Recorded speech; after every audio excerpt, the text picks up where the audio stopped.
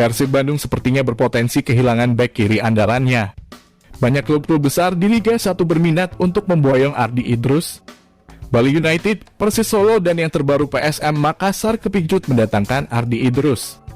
Pemicunya karena kontrak Ardi Idrus bersama Persib Bandung sudah habis sejak Liga 1 2021 berakhir. Selain itu, Ardi Idrus juga kepergok memberikan kode akan kepindahannya dari Persib Bandung. Hal tersebut diketahui melalui akun Instagram pribadi @febriantowijaya pada Jumat 25 Maret 2022. Awalnya Febrianto Wijaya mengunggah momen bersama pemain PSM Makassar. Pada unggahan tersebut, Febrianto Wijaya menjelaskan perjuangan PSM Makassar selama Liga 1 2021 bergulir. Setelah itu, Ardi Idrus memberikan komentar dengan menyebut yel PSM Makassar. Melalakan musim ini boys @PSM_Makassar, tapi sejarah berbicara tentang kita, Wako, tulis Febrianto Wijaya. Komentar Ardi Idrus tersebut langsung dibalas Febrianto Wijaya. Seolah-olah Febrianto Wijaya mengajak Ardi Idrus bergabung PSM Makassar.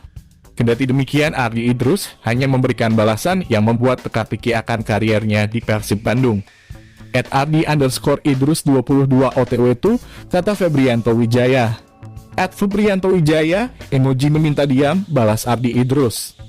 @Ardi_Idrus, emoji tepuk tangan, tulis Febrianto Wijaya.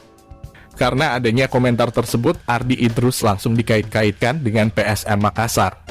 Namun kecil kemungkinan Ardi Idrus meninggalkan Persib Bandung. Pasalnya, Persib Bandung sangat mengandalkan Ardi Idrus di lini pertahanan. Persib Bandung pastinya tak akan melepas Ardi Idrus begitu saja.